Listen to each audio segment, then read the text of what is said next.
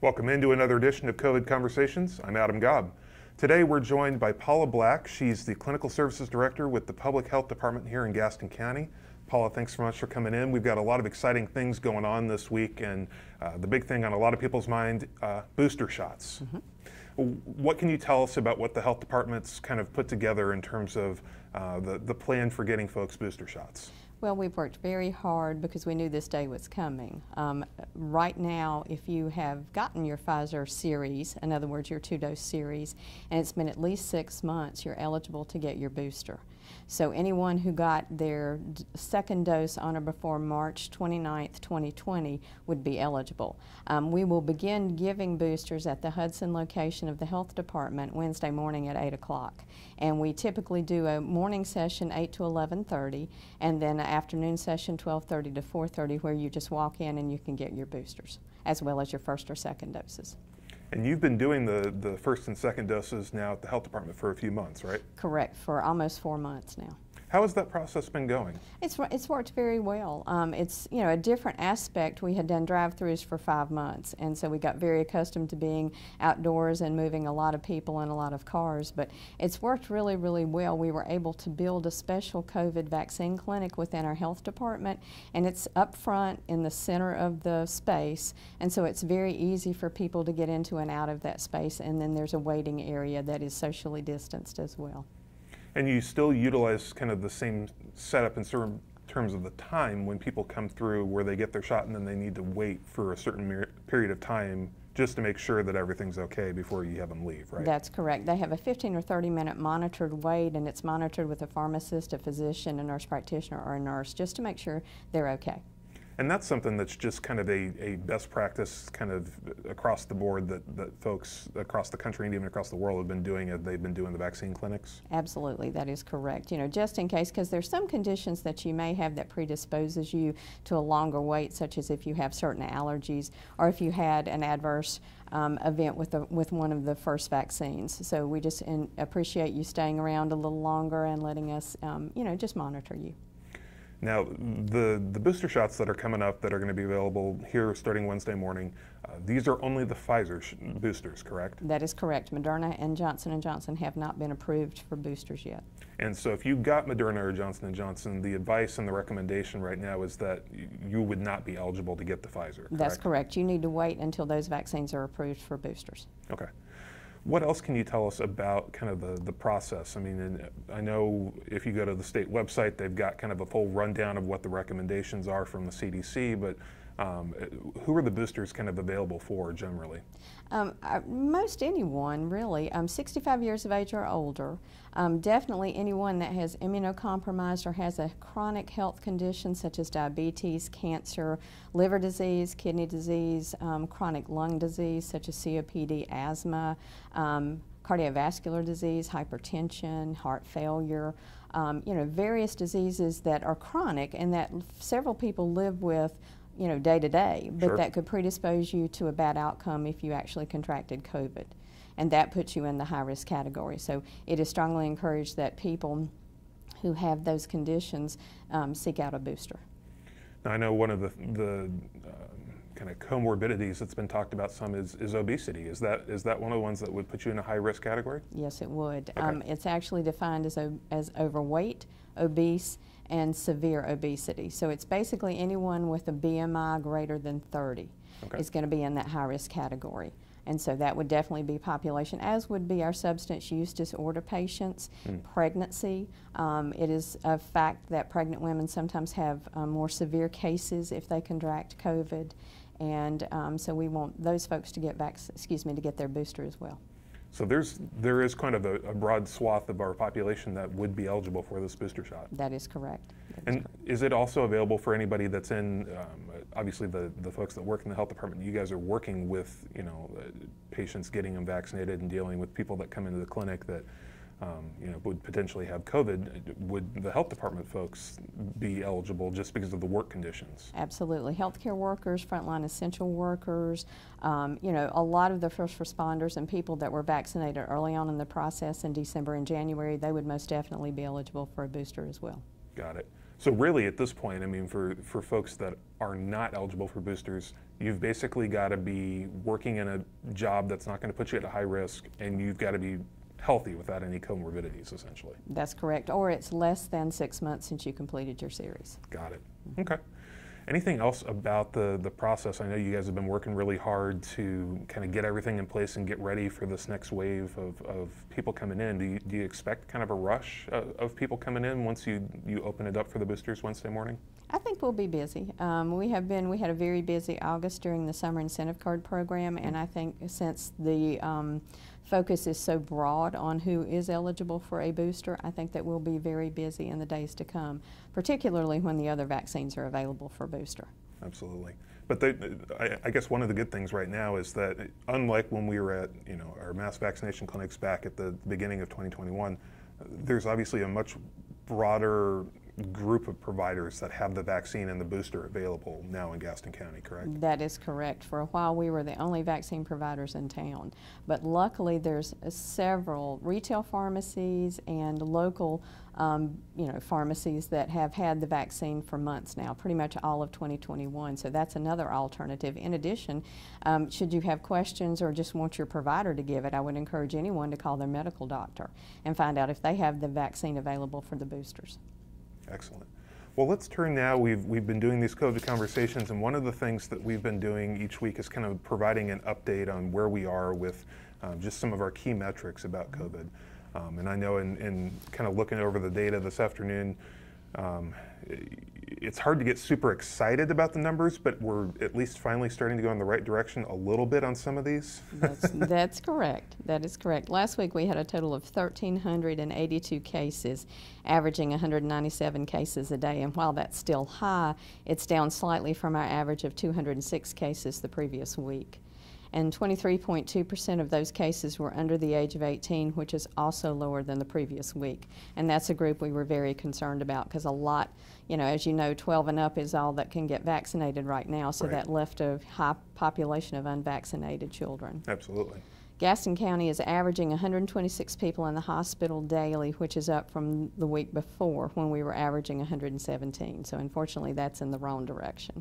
And those numbers include both the census of patients at Caramont and then at Atrium over in Mecklenburg County. And Novant, correct. Okay. Correct. Unfortunately, we did have 20 deaths last week. While that's lower than 28 from the previous week, this is still one of the higher weeks that we've experienced. So, I mean, and we've seen this in the data the last few weeks where we're seeing younger patients coming down with COVID, and part of that is just the high number of people in that 65 and older grouping that have gotten their shot. And so you've got a wider grouping of people below that age range that are unvaccinated, and we're obviously seeing those people continue to get sick and unfortunately pass away. That's correct, yeah. The focus is really for those that haven't been vaccinated to still consider vaccination. And again, there's the health department, there are several providers in the community, there's local pharmacies where anyone can walk in and can get, begin the 2-dose series or get their Johnson & Johnson. It is available again. And I know with, we're obviously tracking vaccinations. I think we're just under 50% for our total population that's eligible right now for the vaccine, so that's 12 and older, that's fully vaccinated. So while we've made some progress in the last few months, we've still got a ways to go. Yes, we do. Paula Black, Director of Clinical Services for Gaston County's Public Health Department. Thanks so much for joining us today. Thank you. We're going to turn now to a town hall that aired on Facebook Live this past Wednesday.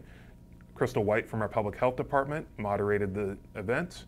Dr. Crystal Bowe from Caramont Health and Dr. Tia Robertson, who's the Medical Director of Gaston County's Public Health, took part in the panel.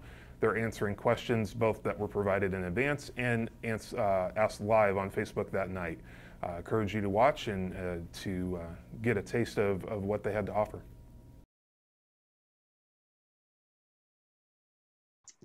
All right. Good evening, everyone, and thank you so much for attending our next installment of the Gaston County DHHS Health Equity Team Town Hall Series. My name is Crystal White. I am the Manager of Health Equity Outcomes and Manager of the Health Equity Team here in Gaston County. So we have a really special event for you this evening. Of course, we have two of our lovely superstars within our county. Two of our most reputable and respected and loved physicians that are truly out, boots on the ground in the field every single day, really understanding what COVID is and all the science behind it. And so when we, of course, wanted to start this COVID series, we wanted to make sure we had the most up-to-date information that we provided to you guys so that you can make an informed decision on whatever it is that you want to do as far as COVID is concerned. So we want to make sure you're safe and that you have everything as far as the tools and resources needed. So without further ado, I wanted to go ahead and introduce our panelists. So tonight we have Dr. Tia Robertson, who is the Medical Director for the Gaston County Public Public Health. We should say it like that. But she resides at our health department along with me in the health equity team as well. And I will let Dr. Robertson go ahead and provide some background information for herself before we go on to Dr. Bo. Good evening, everyone. It's a pleasure to be here. I'm an obstetrician and gynecologist by training, board certified, and I've been working with the Gaston County Department of Health and Human Services since March of 2018, and it's been such a pleasure to serve in this capacity. Awesome. Thank you so much, Dr. Robertson, for being here this evening. And last but not least, we have the amazing Dr. Crystal Bo, who is with Caramont Health, and I will allow her to do the same and provide a little bit of background information as well. Hi, my name is Crystal Bo. I'm a family medicine physician with Caramont Health, and I also serve as their primary care service line medical director. I've been in Gaston County for 8 years. I am the mother of 2 children, one of them a South Point graduate, and I'm a North Carolina native, so I'm happy to be here with you guys. Awesome. Thank you so much. All righty. So let's get right into some of the questions. So I went ahead and sent the majority of the questions that we received early on to our panelists so they can kind of get an idea of what we're going to be talking about today. For the most part, I'll let you guys know before we get started, we'll be going over some of the most recent trends of dealing with COVID. So when we're talking about boosters, when we're talking about whether or not the booster and the third shot is something different, some of the new CDC guidance and all of that. So all of those burning questions that a lot of you guys have had within the community for the past few months, we want to go ahead and get all of that done to this evening.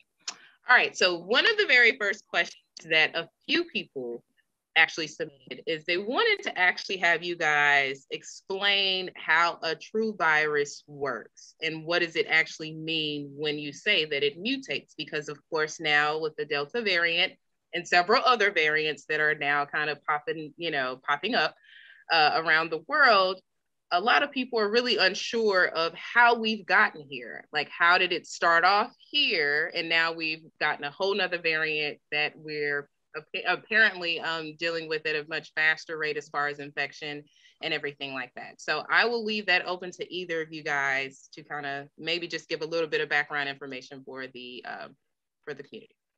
I am happy to do that because I also taught biology in North Carolina. So everybody heard this back in 10th grade and no one remembers it. I'm not judging. So when we talk about viruses are live organisms, but only RNA. And the way that they thrive is by infecting other things and replicating in cells of other animals. That's basically what viruses do. There's a whole lot of them. There's some that you've known of forever. There's the flu, there's streptobacteria, so that's why that one's different. But when you think about the flu, you remember every year the flu comes back bigger and better and it changes. Viruses are made up of RNA. RNA is single-stranded. It's easy to change. And this is what makes viruses successful. They're simple, but very adaptable. Mm-hmm. And like with anything else, the more you let it replicate, so the more viruses that is made, the more that virus can change. You can change out 1 or 2 parts of that genetic code. So that's what happens normally. Now, this is important because coronavirus is not new. We've had coronavirus forever. Both of us learned about coronavirus in med school. It was one of the most common causes of the cold. For some reason, there was a mutation, a change in the code of the coronavirus, and this virus has become like the LeBron James of all viruses. I mean, it's everywhere. It is unstoppable, and it is spreading so fast that the more it spreads, the more it can change. And the way this works is when it spreads and changes, only the good survive. So the better the spread, the more infectious, the more, not too deadly, because they want it to be able to spread first, but the more it spreads, the better it gets. What happened was we started with the regular coronavirus. It was doing pretty well, this new COVID-19 variant. And out of these changes, because there were so many sick people for it to replicate in, we got the Delta variant. There have been other variants. There's Alpha, Beta, but Delta's taken over. I mean, it is really good at what it does. It spreads faster. It's harder to detect. It's more like a sinus infection. And so this virus is going crazy. The more the virus can mutate, the more bodies it can get into, the more it's going to change. So when you talk about variants, Delta's not the last variant. It's the best variant, meaning it's been spreading the most so far, but there's others coming. There's Mu. There are things to worry about coming down the pike. So I hope that explains a little bit about viruses and why they're so good and terrible. Yes, and Dr. Bell just gave an excellent explanation. And, I also like to add to that, when those viruses change, when they switch out the genetic code, sometimes what it is for the coronavirus, they're switching out the code for the spike protein on the coronavirus. So that's what makes that Delta virus so special. So when you think about the coronavirus, think about a sphere or a ball, and then all these spikes all around it. And then the spikes are what attaches to your normal cell. Dr. Bo's she's gonna draw a picture because she's like me, we're visual, we're gonna draw a picture. So she's gonna draw a picture of this coronavirus. There you go. This is the virus where the RNA lives. This is and guys, I'm not an artist. This is the spike out here that attaches to the cells and gets in and makes you sick. That's it. And I think we have a few more questions later on where we're going to use that drawing again to help explain what happens when we use a vaccine and how the vaccines are effective. But what happens is when that genetic code changes on that spike protein and makes it much easier for it to attach to the cells, it becomes easier to get inside the cell and use the cell's resources to replicate. And that's how you become infected, as Dr. Bo mentioned earlier. So the concept of mutation may sound abstract, but really it's just changing the genetic code, and it's like an error. When you replicate something so many times, at some point in time, you're going to have an error. And sometimes those errors are not very effective, and the virus gets weaker. But sometimes the errors are like jackpot, comes to LeBron James, and it just proliferates everywhere. And that's what's happened with the Delta variant. Wow, thank you both so much. I mean, obviously, I'm, engrossed in all of this all the time, but just hearing that breakdown even more so helps me to understand how everything kind of works out when it comes down to this particular variant and how this is kind of working out. Because of course, like Dr. Bo said, we did get it in 10th grade, but a lot of those key messaging points that you guys brought up, I feel like a lot of us probably forgot. So it's good to just really understand exactly how we've gotten here, because I do feel like the majority of the questions we've gotten is like, is this a made up situation? Are they kind of overblowing the fact that this variant is present? And this helps us to understand that no, this is how a virus works, and this is why we're here. So, and I'll say, so we know viruses are real because everybody knows about the flu, everybody knows about colds. We all know about different viruses. This one is not overblown, but we only get a pandemic about once a century. We haven't had this many sick people at the same time in 100 years. So for most of us, I do have a couple of patients who get this, we've never seen this before. So it is hard to understand. You're like, this many people can't be this sick, but it's true. And if you look at newspapers from 100 years ago, We were saying the same thing back then when we had the flu pandemic back in 1918, 1919. All right. Awesome. Well, thank you for, again, reminding the audience of that this is something that has always been around. All right. So one thing we've been hearing about that there's a difference in the symptoms of this particular variant and the initial coronavirus that we were introduced to in 2020. Could either of you please speak to what those symptoms are so that at least the audience is aware of, if there are any additional symptoms outside of what they might have been aware of, like with the runny nose, maybe the sore throat, the coughing, if there's anything more than that. I know, Dr. Bo, you said it kind of resembles a little bit more symptoms there. So could you guys speak to that? I'd love to, because I've been seeing a lot of this. So our original coronavirus, you had cold symptoms. It seemed like the flu, but then you were having stomach symptoms. You were having diarrhea, a really bad headache, and you lost your taste or smell. And everybody knew if you said you lost your taste or smell, we were worried.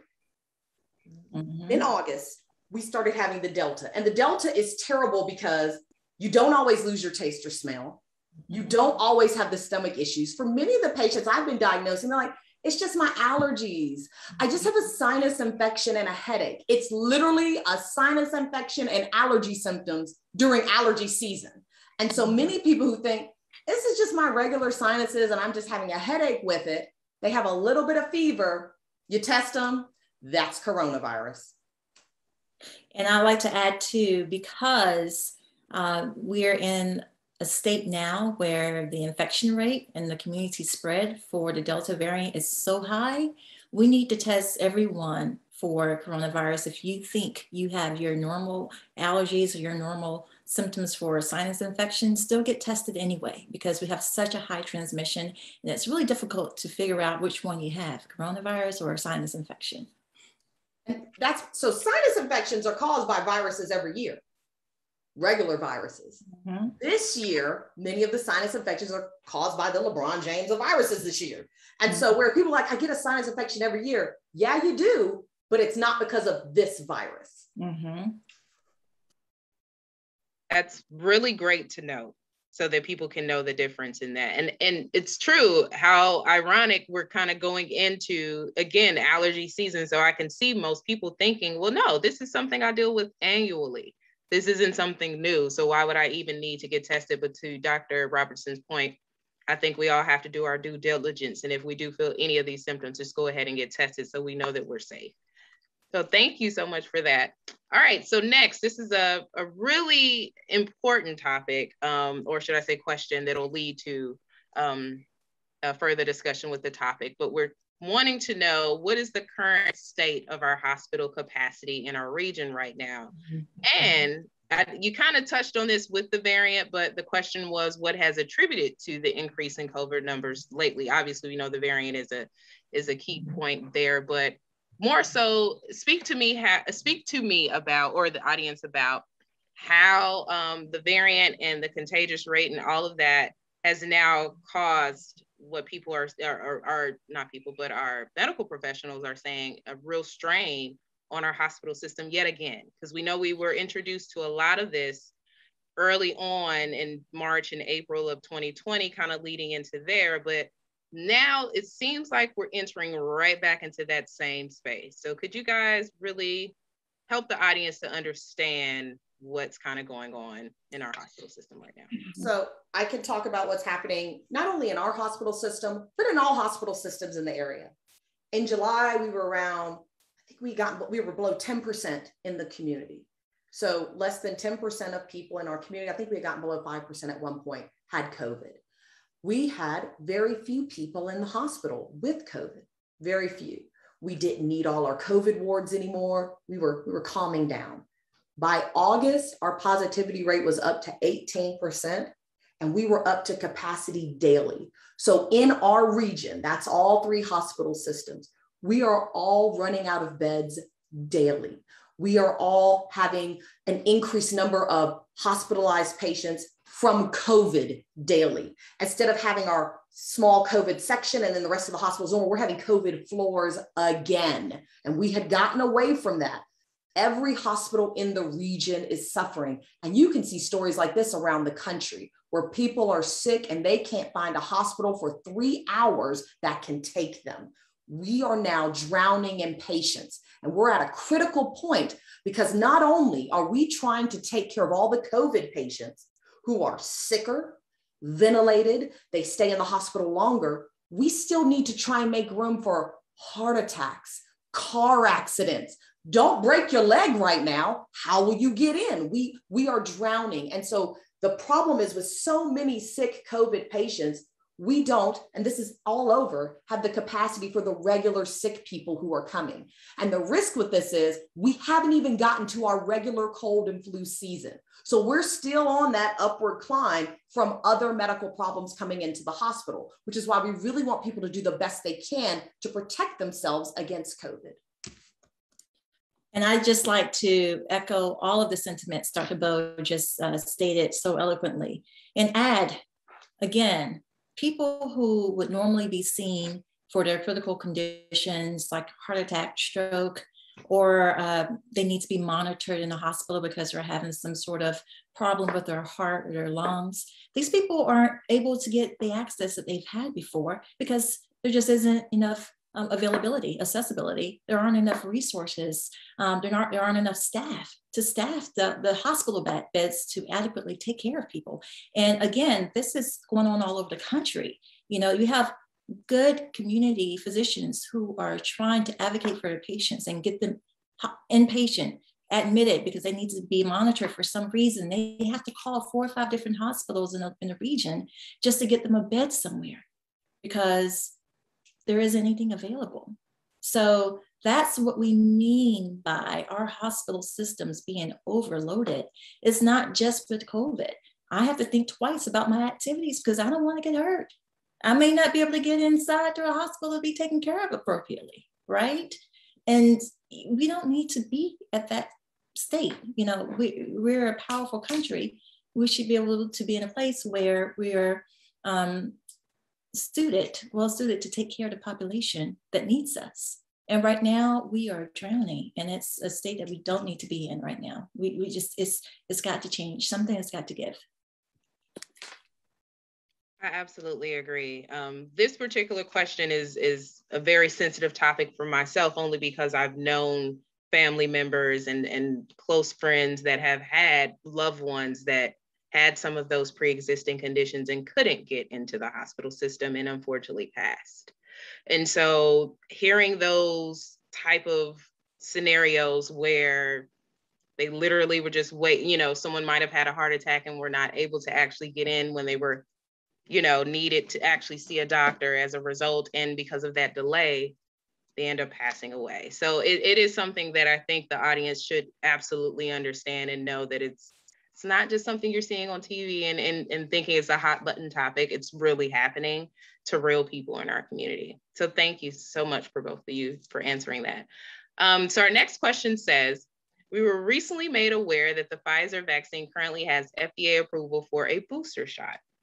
What is the current development phase for the Johnson & Johnson and Moderna booster vaccine, if you know of one? And then the second part of that would be, if the vaccine is working, why is there even a need for a booster shot? A lot of people have had questions about that. They're like, well, I did what I was supposed to do. I got my 2 shots or my 1 shot, my J&J. But now you're saying all these months later, I need to get a booster. Is that speaking to the efficacy rate of how they're, actually performing in our bodies? Could you guys speak to that? Either one of you. I'm going to talk to why we need boosters first. And then I'm going to let Dr. Robertson talk about these vaccines coming out. So I've heard a lot about, well, if the vaccine works, why do we need a booster? I understand that. The purpose of a vaccine is to create antibodies in your body. So your body gets a shot of what it thinks is the real deal. Your body sees this stuff and says, oh, we got to create antibodies. And your antibodies are like your community watch. So your body makes a community watch, but there wasn't really a burglar. So when the real burglar or the real virus shows up, the community watch is like, we know him, get him. And you have that response. Now, over time, these antibodies don't live forever. if you have immunocompromised states or you're on medicines that suppress your immune system over time, the community watch wanes off. You don't have as many out there, which means a virus, particularly one that's mutated some, can get in and make you sick. So the reason for the booster is we know the vaccine is working. We know 99.2% of people dying from COVID are unvaccinated. However, we want to keep it that way. So we're going to remind everybody, put up flyers. Hey, there could still be a burglar. Get some more antibodies out there to keep folks protected. This is particularly true for folks who might have weaker immune systems. That's why we were doing this for cancer patients first, immunosuppressed patients first, now elderly. We were looking for folks whose immune systems aren't as strong as it used to be to help protect them. And currently, Johnson & Johnson and Moderna are both working on booster shots for their individual drugs. And of course, they both will need to go through the FDA approval. So we're still waiting. The last thing I'll add with boosters, we've had boosters on other vaccines, guys. We all know that we have to get boosters. We know that nothing lasts forever. Any patient who's seen me knows, when was your last tetanus booster? That lasts about 10 years. Why? Because antibodies don't last forever. So I don't want you to associate needing a booster with just the COVID vaccine. You get boosters all the time on other vaccines. This is just the vaccine that we're doing the booster for today. Amazing point. Amazing point, because I do think that reminder of the fact that we've had boosters throughout our lives. So this isn't the first time we've introduced this idea. So I'm so glad that you brought that up, Dr. Bo. Thank you so much. And Dr. Robinson for the update as well. All right, so another question, kind of speaking to this or the efficaciousness of the actual vaccine, they're wanting to know, so if it is so effective and so great, why is there a need for universal masking? Why is that still encouraged? Could either of you speak to that? Yes, let's talk about it. Talk about it together. We like this topic. You know it. Okay, so yes, the vaccine is very efficacious. However, many of us in Gaston County are not yet vaccinated. I try to tell patients, the vaccine protects me, the mask protects you.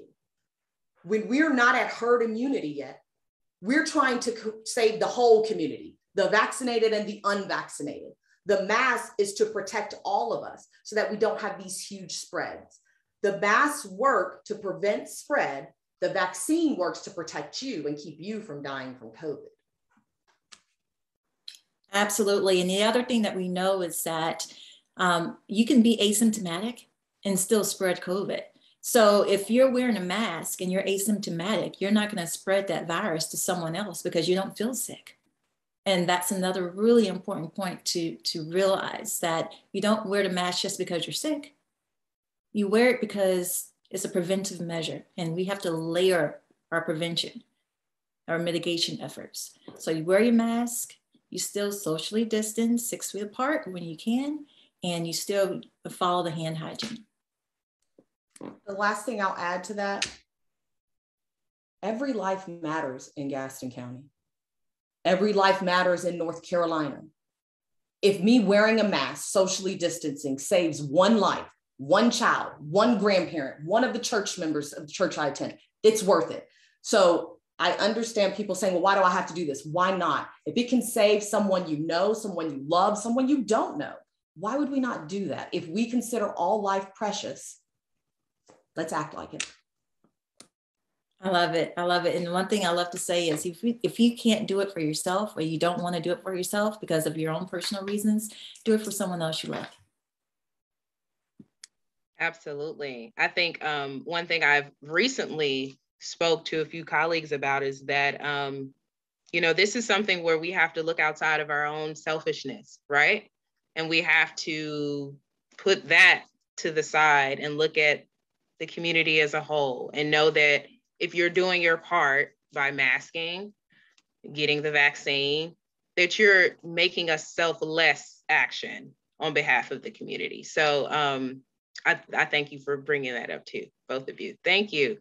So another question we have is, can you speak to the potential long-term effects of the vaccine? This is what we've heard, the misinformation about, you know, some of the things you've heard in the news recently and pop culture, impotence and infertility and all that other stuff, right?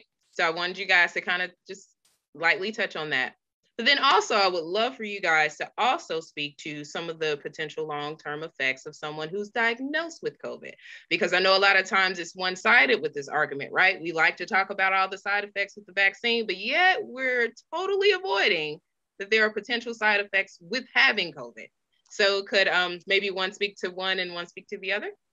Sure, I'll speak to the vaccine and I'll have Dr. Bell speak to the long haulers, as we call them.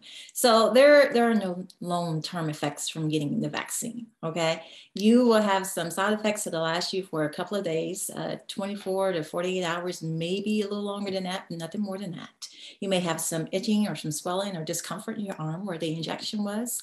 If you have maybe a little low-grade fever or body aches, chills, after the first 24 hours, those symptoms or those issues typically self-resolve. And if they don't, you can take some Tylenol or Advil and you'll be better and you can get on with your regular life.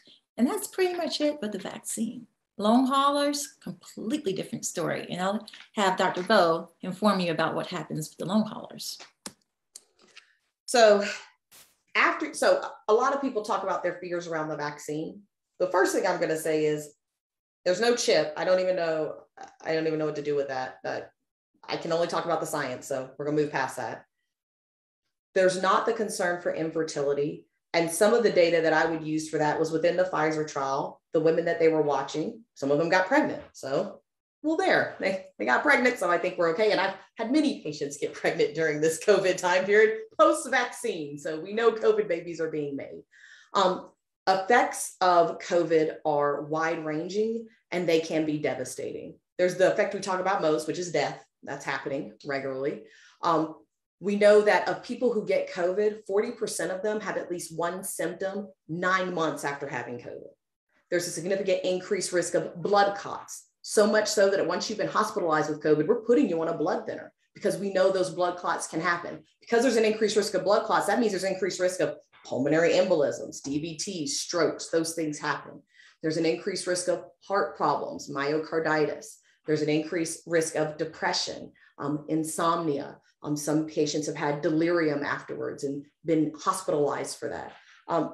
Commonly, people note a chronic shortness of breath, fatigue, body aches like they've never felt. They develop like fibromyalgia, and it just won't go away. So I've got patients who are almost a year out who are still suffering. They're better than they were, so they're off their oxygen because people leave the hospital on oxygen, but they can't run a mile where they used to run several miles. They have headaches, they can't sleep. They're depressed where they were never depressed before. Those things are real and they're common. And so when people talk about mild COVID, by the numbers, mild COVID is you didn't go to the hospital. That doesn't mean it's mild for the person suffering with it. These people's lives are different and they're worse because of COVID. And my fear is that we're going to be dealing with these long haulers for a generation. And I'd like to also add, I believe that several people are concerned about the VAERS numbers. I think there's some information out there about the side effects that were reported if someone's gotten the COVID vaccine. And that number, I think, is around 6,000 or something like that, right? So what that reporting system is, it's just a way for us to follow up with anything if someone has any kind of response to the vaccine. It doesn't necessarily mean that those two are related. So, but it's a report to say, hey, someone developed hives or something like that, and they did receive the vaccine. Well, we want to know about that. This is a great system. Please report all of it. Nurses, physicians, the general public. We want to hear about everything that you feel is related or happened after you received the vaccine.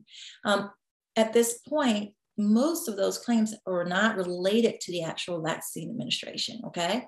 Now, J&J did have a few adverse events where 1 in a million, essentially, developed blood clots. This was a subpopulation of women less than 40 years old.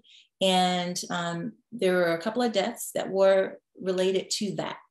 But outside of that, we have not had anything that's significant enough to say that the vaccines are ineffective or unsafe. And that's the most important thing. We've given over 300 billion injections with so few severe reactions or adverse reactions. This is still considered a safe vaccine for the purpose of getting us through this pandemic. One thing I'll add, for anything you're worried about with the vaccine, like blood clots, the risk is much higher with COVID. It's much more common with COVID. I've seen no blood clots because of the vaccine. I've seen a dozen blood clots because of COVID, and I'm one doctor in Gaston County. I'm actually kind of glad you brought that up as well, because I have not heard that was a common long hauler type of scenario. I've only heard that with the vaccine. So I think, again, it speaks to the misinformation of the fact of everyone thinking, well, if I get the vaccine, then I'm gonna get a blood clot. Dr. Robinson just said it's a 1 in a million chance. But then you hear Dr. Bo saying, hey, if you get COVID, there's an even greater chance for you to get actual blood clot. So again, I think it's something to think and consider. And to be clear, that risk of blood clot is highest in the 30 days or 90 days after COVID, but it's still a real risk. It's happening. Wow. Very interesting. Very interesting. All right. So another question we have is, someone wanted to know, is there an actual difference between a booster shot and a third shot? Is it the same thing, or is it something totally different? Yeah, I understand that question because people use the terminology in different ways, and it hasn't really necessarily been consistent when it's reported out in the media. I can tell you the way that the CDC reports it is that if you get a third shots are essentially for people who are immunocompromised. So meaning that if you're immunocompromised, then your body does not, what did Dr. Bo call it? Your community watch. They're not as active when the virus presents itself, right? So the immune system needs a little bit more help. And so there's a third shot to escalate the immune system to the level of someone who is not immunocompromised, who has a normal immune system. So that's called a third shot. That's just getting you up to a normal state of response for your immune system. The booster is actually, per the CDC definition, the booster is for people whose immune system was appropriate and they did have the appropriate response to the initial vaccine, but over time, the protection started to wane. And so that's why you need the booster. And that's the difference. Got you. Makes sense. So a follow-up question to that would be, if I were to initially get a Pfizer vaccine, should I get a Pfizer booster? Or is it okay for me to get a Moderna or a J&J? That's another question I've had asked.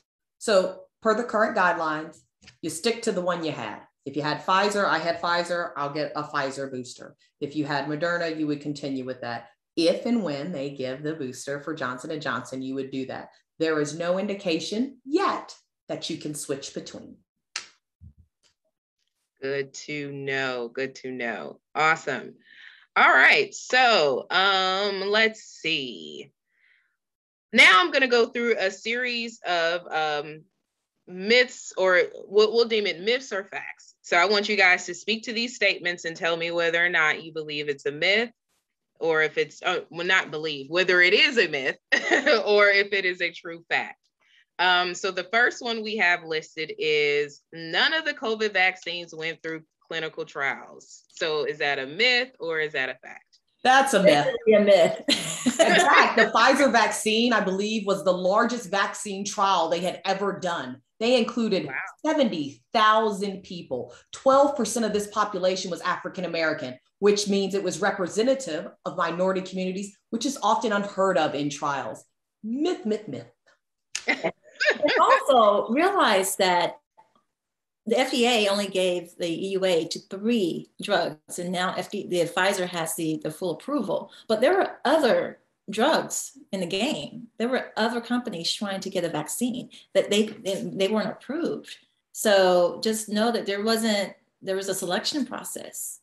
Yeah, there is this idea that all of them got through. There were like 25 and only these 3 got through. There's one that's offered in other countries that we're like, nah, we're good here. So we're pretty picky. Just selective. Which means it had to go through some type of trial and error process for us to determine that. So good. I'll also add, for the Pfizer vaccine, that research started in 1990. So they've been researching it for quite some time. It wasn't new. It wasn't like, oh, we're just going to make a vaccine. No, this research had been going on for decades. So they had a lot of science to use for them to have the trials. And then they actually did the real trials. And they did get real FDA approval. I'm just going to jump to that. Yes, this drug has been actually FDA approved. I've heard, oh, it was a fake approval. Nah, it's real. It's real. And I'm glad that you also brought up the fact that this research has been going on for some time now, because that was, of course, everyone's concern initially when we were hearing about the vaccine. Everybody's like, how could they do that in such quick time? And we were like, of course, those of us, on this end understand kind of the science that has been going on for so long for it. So but the thing I'll add to that, so the research had been going on for decades because, like we just said, coronavirus isn't new. The LeBron James of coronaviruses is new, but the virus had been around. And I don't know if you guys had ever heard, years ago, they were saying they were going to make a cure for the common cold.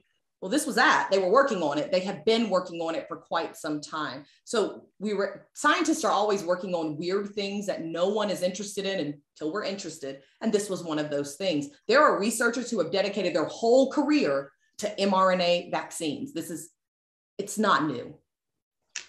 And I'd also like to add that once a drug goes through the clinical trial process, there's a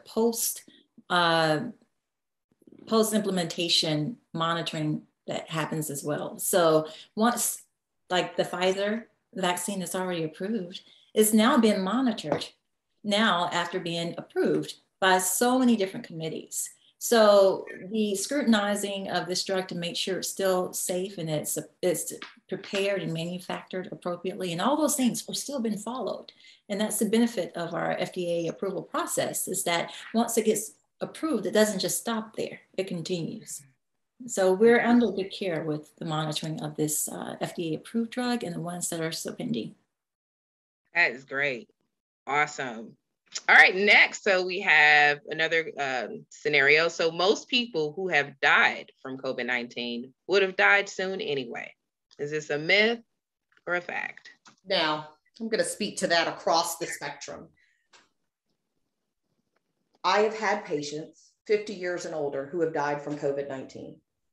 The idea is if you have any comorbidities that you were going to die anyway. Let me tell you what these comorbidities are: being obese. And y'all, we are in the South. I want folks who think about, oh, these folks are going to die anyway. Are you diabetic? Do you have high blood pressure? Do you have some weight to lose? Well, if you die from COVID, they're going to say it was your time anyway. No, these people were living, they were engaged, they were active in their communities. Right now, we're seeing people in their 30s and 40s with no medical problems. We're having children actually be orphaned due to COVID-19. This virus will go after sick people, but it goes after healthy people too. And what really annoys me about this is my patients in their 60s or 70s, you're not supposed to die in retirement. These people are living long, productive lives. We don't value life less at 70 or at 80. And so this idea of, well, they were gonna go, no, they weren't. They had another year, 10 years, and all that time mattered to their grandchildren, to their friends, to their family members. It's a devaluing of life I hear when we make those statements. And there are very few of us that can say we don't have any comorbidities, that we're good to get COVID. Right, right. Well, good. I'm so glad that you were able to kind of explain that, because I have heard that swirling around a lot too. All right. Real quick, Crystal. I think a lot of that thought, and I agree with Dr. Bo, I think a lot of that thought has developed because in the beginning, we had a lot of deaths associated with long-term care facilities. We had a lot of hospitalizations that were associated with the elderly when the pandemic first started. But this Delta virus, this Delta variant rather, is different. And that's why we were seeing younger people hospitalized and dying and orphaning their children, because this variant is not exclusive to the older population. It's attacking 40s, 50s, 30s children. And that's important for everyone to understand. Absolutely. Absolutely. All right, next, another statement: the vaccine is actually causing these COVID mutations. You kind of talked about it a little bit in the beginning when we talked about how a virus mutates, but could you just kind of, I guess, speak a little? That's actually the opposite of the truth. The vaccine can mutate the more it spreads. It spreads best in people who haven't been vaccinated. So the vaccine doesn't cause the mutation. There's no science behind that, so I can't give a sciencey answer. I could just say, when we stop people from being able to get the virus, thus likely to spread the virus, that means the virus has less chances to mutate. So the more people we get vaccinated, the less the virus can mutate and spread. That's why we keep talking about getting the vaccine, so we can get to what we're talking about as herd immunity. If we have enough people vaccinated, the virus is going to have nowhere to spread to, and it will drop down from pandemic levels, meaning it's a worldwide thing, to endemic levels, lower levels where everybody's not dying so rapidly. And I also like to add that when we say vaccinated, we're meaning fully vaccinated. So if you got the mRNA, Pfizer, or the Moderna vaccine, just getting one shot doesn't mean that you're vaccinated, okay? You're just partially vaccinated. You need to get that second injection to be fully vaccinated. Otherwise, you're not going to get the full protection against the Delta variant. That's a great point, Dr. Robertson. Thank you for putting that out there. So another statement is, it states, doctors and nurses in hospitals are recording nearly every type of death as COVID to drive the numbers up. Is this a myth or is this a fact? That's a myth. As someone who has had to sign death certificates and write that my patient died of COVID, we don't do that lightly. And in the hospitals, they don't do that lightly either. The other issue is, if you write that someone has COVID when they die, it's harder to move the body. We wouldn't do things that make it harder for us to do our job. More importantly, there's no benefit to us in lying about why people died. Unfortunately, these people are dying from COVID. And this goes back to well, they had heart problems, they had diabetes. So how do you know that wasn't the cause? So they were walking around and living until they caught COVID, and then 3 days later they were dead. I mean, no, it's just not a thing. Yeah, and I want to speak to that point too, Dr. Bell. I've heard the conversations, well, you don't hear anything about people dying from heart attacks anymore, or strokes, or anything like that. Well, you know what? That's not the case. People are still dying from heart attacks and strokes. You may not be hearing about it because there's so many more people dying from COVID. Well, and I will say, I have families who have lost patients to cancer, to heart attacks, to strokes. To them, it's devastating. And it's that kind of perspective of, well, if I didn't hear it, then it must not be happening. And that's just not true. Your perspective is not the whole perspective. Your knowledge and your view is not the whole view. You don't get to see everything that's happening. That's why we report on numbers and statistics. Even what I see is not the whole thing. I have to go and look at the numbers for what's happening countywide, and that matters. Absolutely. Absolutely. All right. Well, thank you for going through the myth versus facts section. I thought this was really great. We have just a few more questions to ask you guys before we round out the entire event. So we know that, and Dr. Bell, I know you can probably specifically speak to this because you've had to talk to our lovely county school board regarding universal masking within all of our public school systems. So could you both, or one or the other, speak to the importance of actually ensuring that our children follow this universal masking scenario, and that we don't just kind of leave it up to chance to say whether or not a child should or should not wear a mask when they're in school? Yes. So first of all, I have never been prouder to live in Gaston County than these past 2 months with our school board. Our school board had originally said masks would be optional because the numbers looked good. We were at very low rates. We thought we were in a good space. Unfortunately, the numbers changed. We went into a surge with exponential change. And they made the hard choice to look at the science, to look at the numbers, to look at the safety of the teachers, the staffs, and the students of Gaston County. And they made the right choice and said, we need to keep the mask on. They need the mask on because not only does it protect the children, other children, the teachers and the staff, it allows children to stay in school more often because unmasked children, when they are exposed, have to be out of school much longer. The quarantine is just bigger. So because of the choice that our school board courageously made, these kids are in school more. There's also data that shows if we compare Gaston County to Union County, Gaston County has higher community rates than Union County, but our students with COVID has been half of Union County's. That's because we're masking.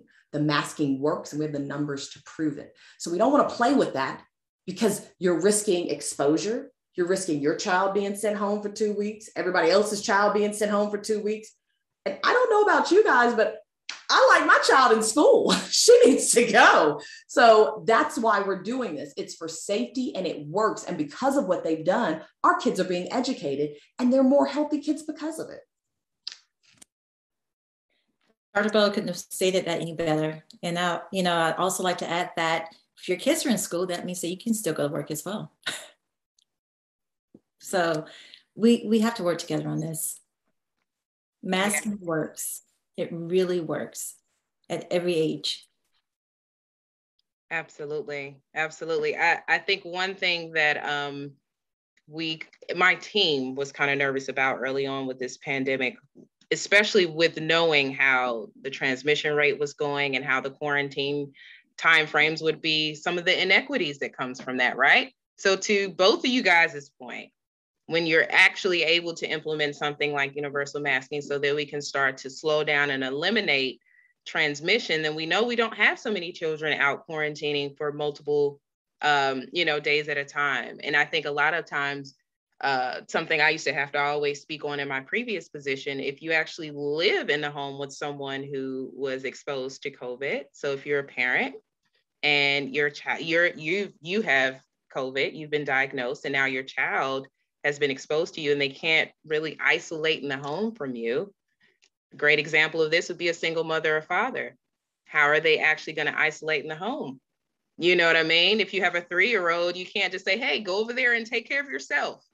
You have to take care of that child. And unfortunately, even with COVID, that puts that parent in the predicament to still have to be around them. Now that quarantine time goes from 14 days to now 21.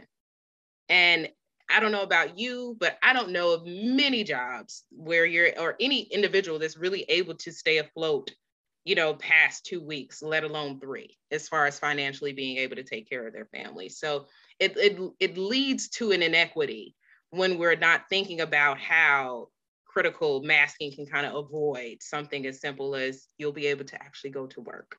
So I'm so glad you guys brought that up. Absolutely. Right. And I like to add masking for every age, meaning 2 and up. We don't want to mask our newborns. Great point, Dr. Robertson. We don't want to have anyone having a mask on their infant. Right. But we do want to protect them. We protect them by masking. If you are the appropriate age, then you should have a mask on. Absolutely. And I also want to speak to the fact of what Dr. Bo said about the children actually being in person this year, right? I've absolutely seen a difference in my daughter who, did not get a chance to actually go in person last year. And now that she's able to go in person, one of the fears a lot of parents have is the child going to be able to keep the mask on their mouth? Are they going to be, is it going to seem irritating to them? My daughter could care less about that mask because she is so excited about actually going into school and physically being there. So I was going to say, one of the things I've seen with my daughter, she wears the mask every day. She's made friends. She laughs. She jokes. They are having a great time. They are doing well. She understands what her teacher says. Her teacher understands what she says. She is thrilled to be there and she is thriving with the mask, much more than she did at home with her mean mother teacher. She did not like it. And now all my daughter says is, I can't wait for that vaccine because I want to get on a plane. And so I'm ready for the next step for our kids so that we can start having more fun again. Absolutely. I totally understand. Truly.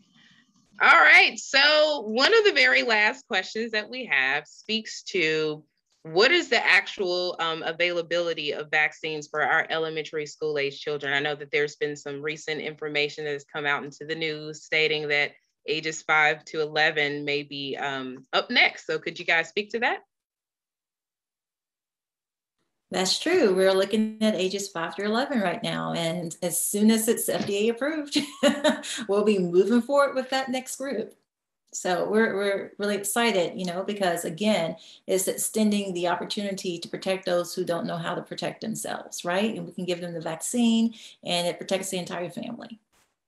It'll get us closer to herd immunity. It will allow these kids to do sports and not have to quarantine. Our sports seasons have been, folks are having to be sent home, or you can't have that game because that team, there was an exposure, they had to be home. It's going to allow proms to be safe. It's going to allow kids to play and be together. This vaccine for all school age children is really going to help them with the return to normalcy and safety that we all want. And, these kids are they're really yearning for it. That they are. And the one thing I'll add is my child will be first in line. She asks about it every week. There are other children I know. So just so you know, you won't beat my daughter to this vaccine when it becomes available. Well, that's good. I'm glad that she's at least excited because she understands the importance of it. She likes the vacation. So, and I will say in certain places in the country, you can't go without a vaccine.